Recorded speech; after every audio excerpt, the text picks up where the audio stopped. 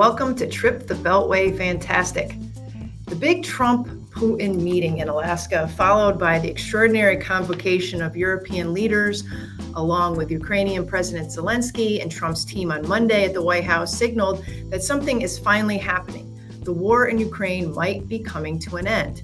Of course, the fighting on the battlefield hasn't stopped, and all parties appear to acknowledge that an immediate ceasefire is not in the works, at least not until some sort of framework with terms can be sealed. There is also broad recognition that there will have to be some territorial concessions by Ukraine, which is losing on the battlefield, and some sort of security guarantees for Ukraine after the war, short of NATO membership. But as they say, the devil is in the details.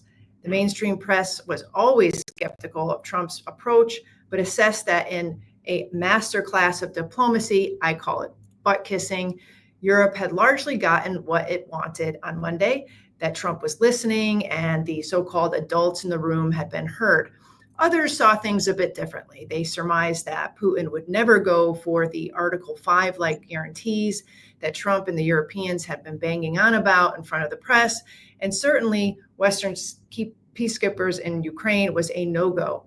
They guessed that Trump was being deliberately vague. Reports this morning suggest that Putin will not meet with Zelensky, or at least it'll be very difficult to get that meeting together despite Trump's promises to the contrary. In short, there was little substance to come out of the meetings on Monday or Friday, just a lot of solid but good vibes. While there's nothing wrong with positive momentum, the lack of detail could cause a whole lot of cross wires, and giving the mistrust and hostilities built up over the years, it wouldn't be too difficult to see this thing going south if given the right triggers. So here to sort all of this out for us are two of the best analysts on the Ukraine war there is. James Carden is a writer and publisher of the Realist Review. Mike Vlahos is a senior fellow at the Institute for Peace and Diplomacy and a weekly contributor to the John Batchelor Show. Thank you both for joining me today. Wonderful to be here. Great. I know both of you want this war to end and have been warning for years now that Ukraine can't possibly win it on the battlefield. I want to ask both of you, did these major meetings make you more hopeful in the president's course of action, or maybe less optimistic in how things are going? Why don't I start with you, James? I think marginally. I don't think it's going to make that big of a difference in terms of what's going on the battlefield. I do expect the war to continue. I don't think that Zelensky can afford to do what the Russians want him to do, which is to give up basically something for nothing with regard to the land in the Donbass. I think the positive aspect of the meeting is simply the meeting itself. I think it's very important for the two leaders of Russia and the United States to be in contact with one another. And, you know, that was a great danger of the Biden approach. Putin and Biden weren't in touch for 3.5 years. That doesn't say a lot for Biden's diplomatic record. So I think that it's important. And I think it's a mistake, as the media tends to do and a lot of analysts in Washington tend to do, to view U.S.-Russian relations solely through the prism of Ukraine. We have a lot of business to do. We have a lot that we need to accomplish, particularly with regard to nuclear proliferation. So the meeting itself is good. I am not terribly optimistic that it's going to solve much in the near to medium term. I'd like to hear what Michael has to say. Yeah, go ahead, Mike. Three big things have happened in the last week, largely unnoticed, while people focused mostly on the window dressing, you know, the bright lights, big city aspect of all this. The three things are this. First of all, and I've discussed this elsewhere, the meeting between Mr. Trump and Mr. Putin was not simply a kind of, red carpet for the Academy Awards kind of event. It was a signal that the two emperors, as it were, have met and have agreed to be the arbiters of this conflict.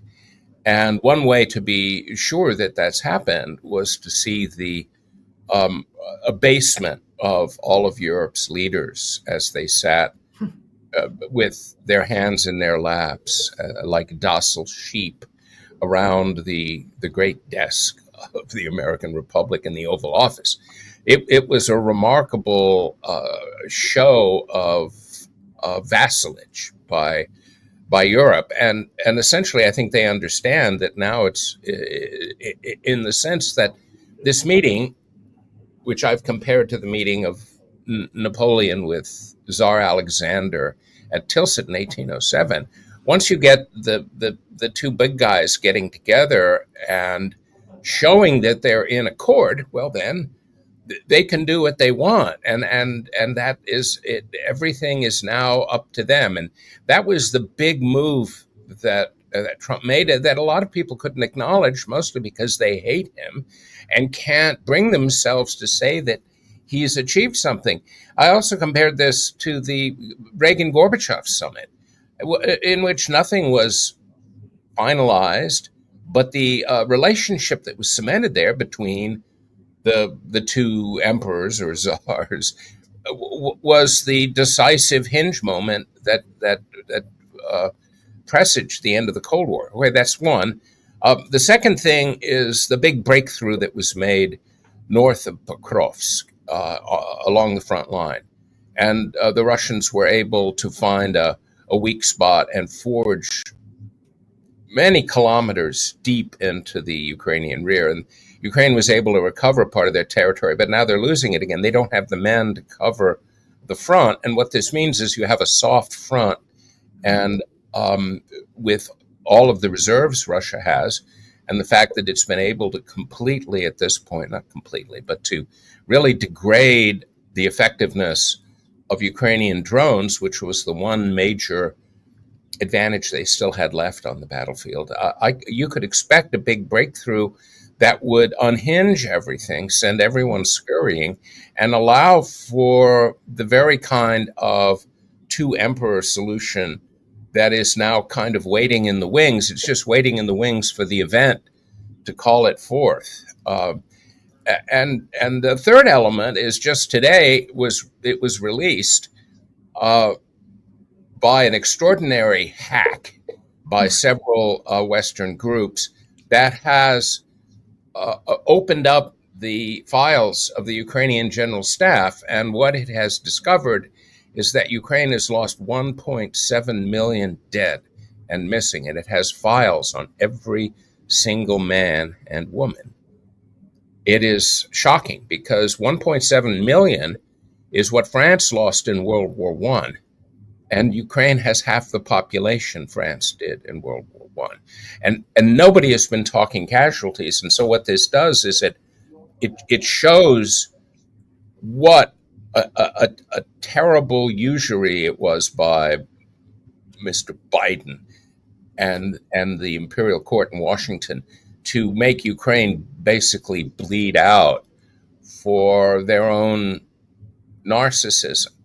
And this is going to strip away whatever legitimacy still remains under the umbrella of lies that are still being pushed by the mainstream media in the US and in Europe. So it basically, the movement has begun, the movement that will eventually bring about an end to the war.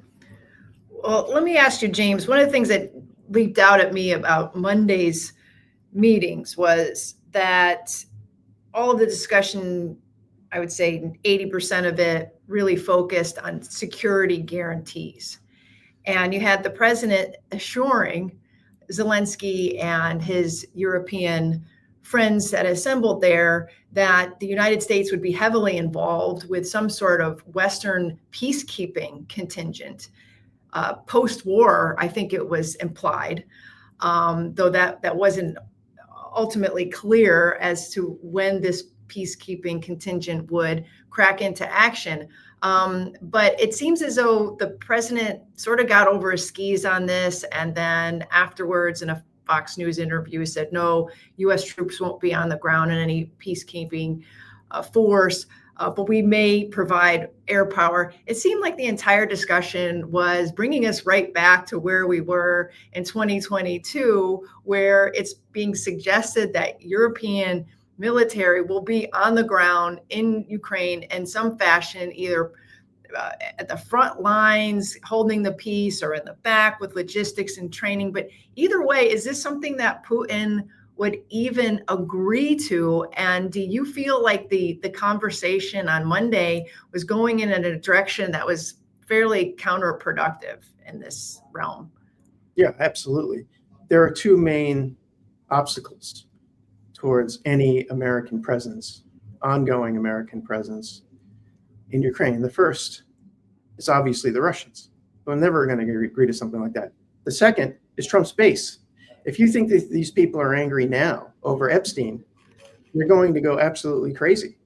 And Steve Bannon has laid down a marker about this. So that's not going to happen. The reasons that the Russians are fighting the war is to keep Ukraine out of NATO. I don't see them then agreeing to letting some kind of other formation very similar to NATO occupy Ukraine. So that's not going to happen. And there is and was kind of an air of unreality with regard to the discussions in Alaska.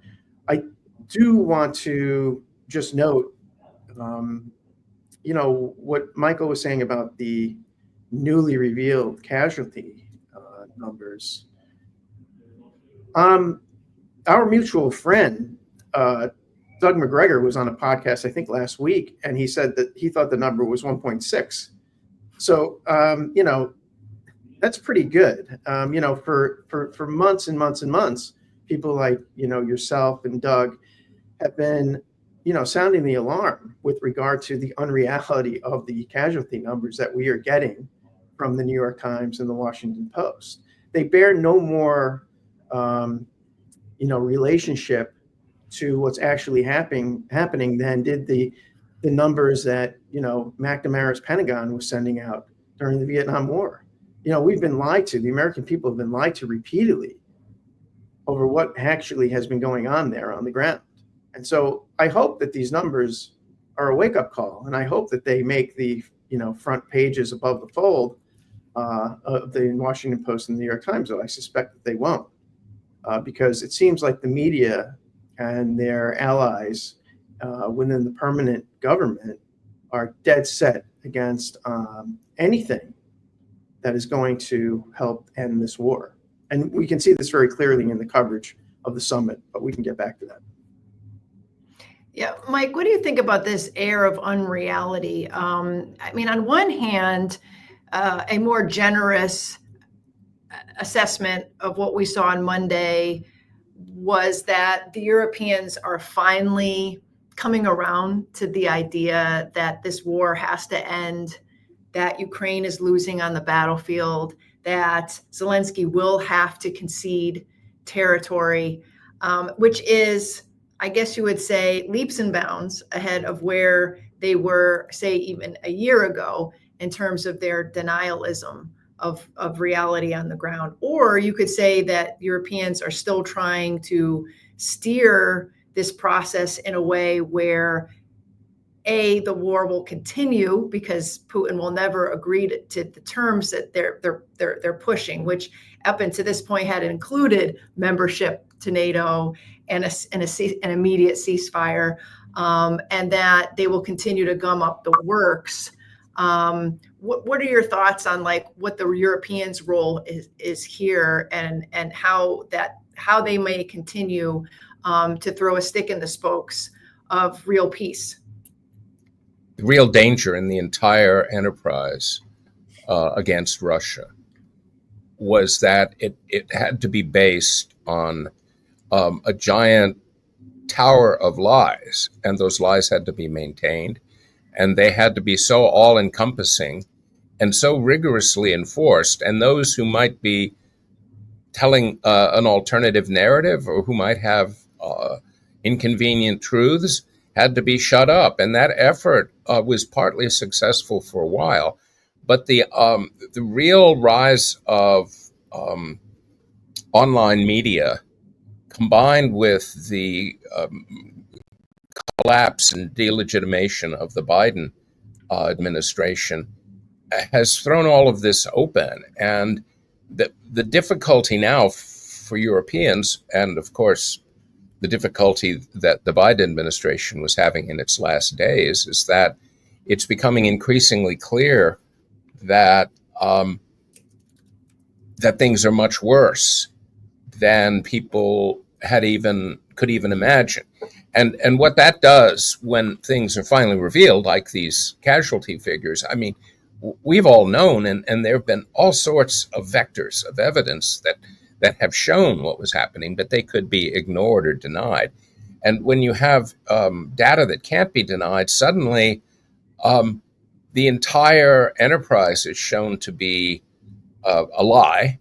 And this has the collateral effect of delegitimating the European governments, who are already desperate to prevent any kind of alternative, political movement from arising. And they're trying to crush any of the populist movements in Europe, and they're doing so in a very undemocratic way. And so this puts them on real thin ice. And so that is another factor, because when you lose legitimacy, everything comes crashing down. This was what happened at the end of World War I, and why all of the monarchies, all of the dynasties collapsed, because people not only no longer believed in them, but they were angry that this had happened. And I have a feeling that we're in for some interesting and rough times in Europe. Trump, I have to say, pulled a remarkably adroit move by meeting with Mr. Putin, because Putin in some ways was able to pull him out of the trap that his own advisors were setting for him, and that is to take ownership of the war and put him in a box where he would then have to be continuing the war policies of the previous administration. And he's now managed to sidestep that. And so effectively he has signaled that his partner is Mr. Putin, and Europe is a problem. And he said that in so many words. And so this is an altered dynamic right now. If I could just second what absolutely was saying. I mean, it's very clear, the biggest stumbling block to peace in Europe are Zelensky's Euro enablers. There's no question about it. I mean, vassalage is precisely, I think, the right word. But if they had their way, right, and there wasn't Trump, the war would be continuing. The war would be going on and on and on, and it would be getting to a much more dangerous point. In a way, if they had their wish, they would be dragging us deeper and deeper into this thing.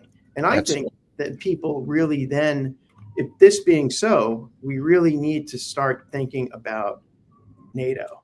And is NATO really in the national interest? And I think that this is clearly an example where it is not. Yeah, I agree with that. NATO has gotten too big to be effective. When there were 13 nations, they used to have a publication back in the day. It was called NATO's 13 Nations. Well, that was a very compact alliance, and it was very cohesive, and it was highly militarized, which it had to be given the state of Soviet, mobilization. But the 30 or so or more nations today, it's and the same is true of the EU, and it's too inefficient and unwieldy for the U.S. to participate in its council. The U.S. needs to have a more of a free hand for conducting its grand strategy. I want to go to the media for a second, because, we talked a little bit about the Europeans and how that was being covered, but, I'm feeling like it's 2022 all over again in terms of the voices that have been coming out warning against trusting Putin, worse, depicting Trump as kissing Putin's ass and deferring to him, and criticism coming back out to at folks like us who have been pushing for this peace process for a long time now. We've gone back into this sort of autocracies versus democracies approach to analysis in this regard. I'm looking at Tom Friedman's op-ed this morning in the New York Times, and which he says every bone in his body tells him that Trump does not get what this Ukraine war is truly about. Trump is unlike any American president in the past 80 years. He feels no gut solidarity with the transatlantic alliance and its shared commitment to democracy, free markets, human rights, and the rule of law, an alliance that has produced the greatest period of prosperity and stability for the most people in the history of the world. So it seems as though we're right back where we started, where the predominant voices in Washington are extolling the virtues of the liberal international order, NATO, the idea that Putin is the opposite of all of this and that we have to fear. We cannot give him what he wants, that any concession of territory would be a reward for the 2022 invasion.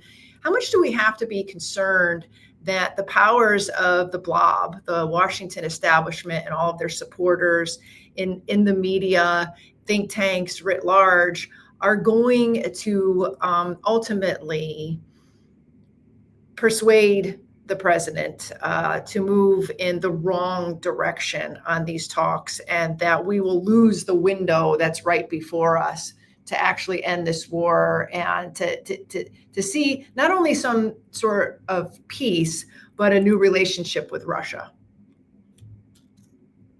Do you know the old joke about two New York Times readers talking to each other? The one says, I can't remember the last time I finished a column by Tom Friedman. And the person responds, I can't remember the last time I started one.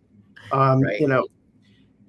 Friedman's, useless, except perhaps as a barometer of right. what, all the right-thinking people in Washington are saying. I mean, the Times is really kind of at the forefront of undermining this process.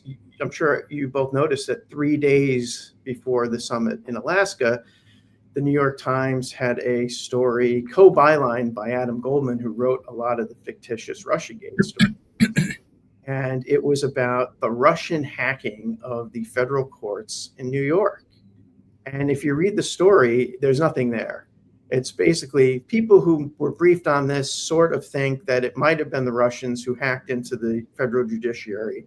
And we think this is so because a lot of the files that they accessed had names of defendants, and this is really what the story says, with Russian and Central European surnames.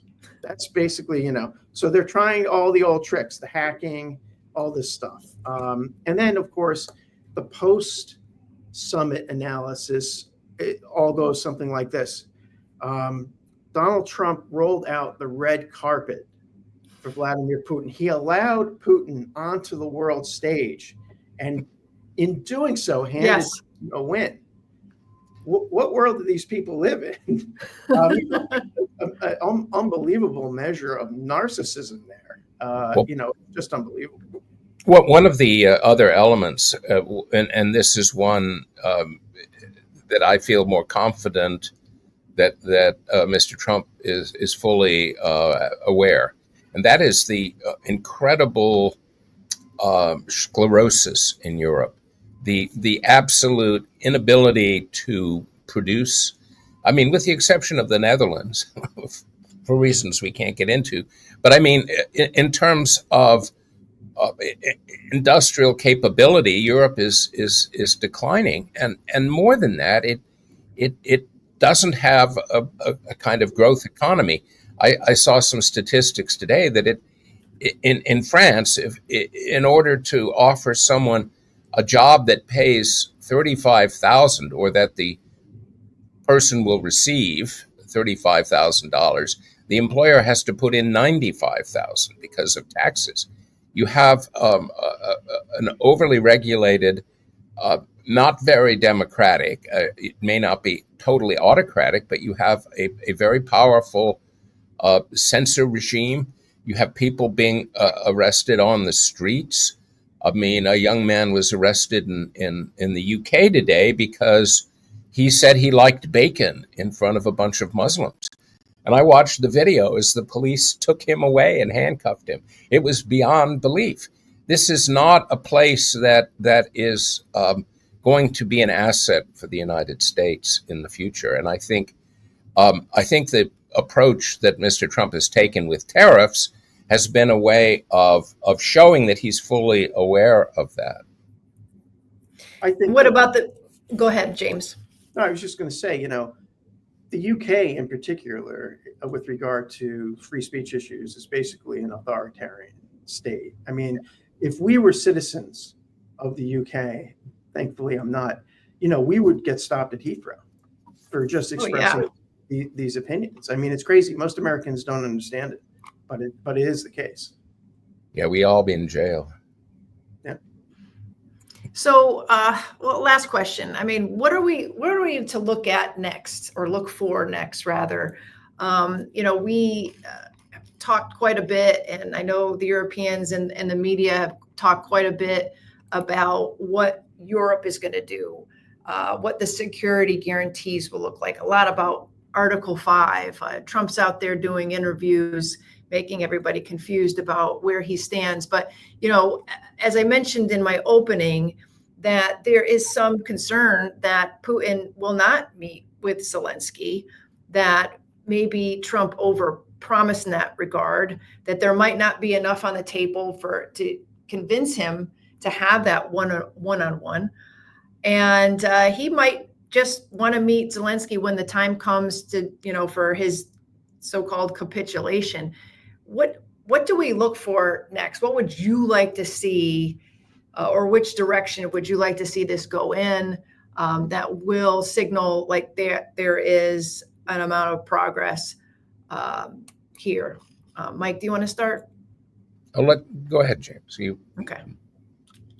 Well, I mean, the direction I'd like to see it go in is for the Ukrainians to give up the dream of Crimea and actually to agree to the land swap.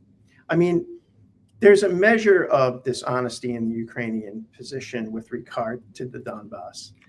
These were people that they've been trying to disenfranchise from their political system for 20 years. Let's be honest about it. They want that land. They don't want the people on that land. They should give that up. They didn't want it. They overthrew a democratically elected president from that region.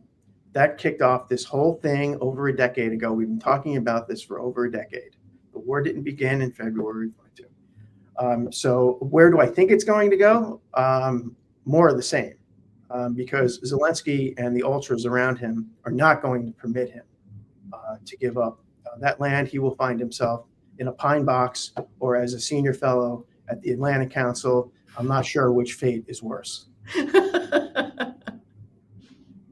Well, what we have to look forward to is the very thing that the Atlanticists and the old establishment can't even begin to grasp, let alone imagine. And that is that we're coming at some point to a hinge moment. I mean, Winston Churchill called it the hinge of fate, or you could call it crossing the Rubicon or a historical watershed. But there is going to be a moment in the not so distant future where big decisions will have to be made and where things will change somewhat irrevocably. And the biggest weakness strategically of the United States has been in the past that its establishment is so committed to a status quo way of thinking that it cannot bring itself to understand that the way things are going aren't going to stay trends forever. They're going to culminate. Something is going to happen. And this is a war, and the war is at its culminating phase right now. So the inability to grasp that is in many ways the biggest indictment and judgment on our ruling class. Absolutely. I absolutely agree. Do you both agree with predictions that Ukraine is close to collapse now? And what would that look like? I know we don't have a lot of time, but when you say the culminating period, what do you mean by that, Michael? Do you mean like a battlefield collapse? And how quickly? The battlefield is what props up the home front and the overall collective war effort. And as we've seen many times in the end time of a great war, at some point there's just nothing more to give, and the air comes out of the tires. And this happened to Germany in 1 month in October of 1918. And boom, within days there was a revolution. The Kaiser had to flee, et cetera, et cetera. And that, this also happened at the end of the American Civil War. They were like Ukraine. I mean, they took such casualties that are beyond imagination. But at some point, there was just nothing left. And it just all, poosh. It was less of a boom than Germany and more of a, kind of fizz. But I mean, it just couldn't go on. And this is where we're heading now. And so with someone like Zelensky, the obvious thing to do would be just to quietly remove him before things get too bad. So there's some kind of new regime in Ukraine that can negotiate an end to the war with Russia. I think that. Is there a contingent in Ukraine right now that is more willing to negotiate, or would he just be replaced with a hardline faction that would want to just continue fighting? Well, I mean, there's a guy in London, the ambassador, that the Brits like, but I have no idea how this would work. And it'll probably be messy, and there'd probably be several contenders. And one of the reasons why we don't know that is because Zelensky, the great Democrat, outlawed all the opposition parties and all the opposition media over the past couple of years. So there's really no opposition to speak of. We hear about this Zelensky all the time, but we really don't know where he stands on these certain issues. So no, and I think Michael is exactly right. When it happens, when the collapse happens, it's going to happen quicker than anyone is anticipating or will realize. And then we will enter what I believe will be an era of recriminations here in the United States. And it'll be aimed against people like us. So get ready for that. Yeah. Well, listen, speaking of people like us, I just want to say how much I appreciate the work that both of you are doing. And Michael, you have your Substack. Can we find your work anywhere else? I know you've been publishing at the American Conservative. You have a great piece that I'll include in the show notes at Responsible Statecraft and also at Realist Review. But I'm going to guide people over to your Substack. And James, you're doing amazing work at the Realist Review, and anywhere else, or I mean, is that where you're focusing most of your work? Because I know you've written a ton for other publications as well. That's pretty much it for right now. Okay, yeah. We'll make sure we get everybody over there, and thank you so much, both of you, Michael and James, for joining me on Trip the Beltway. Fantastic. Thanks a lot.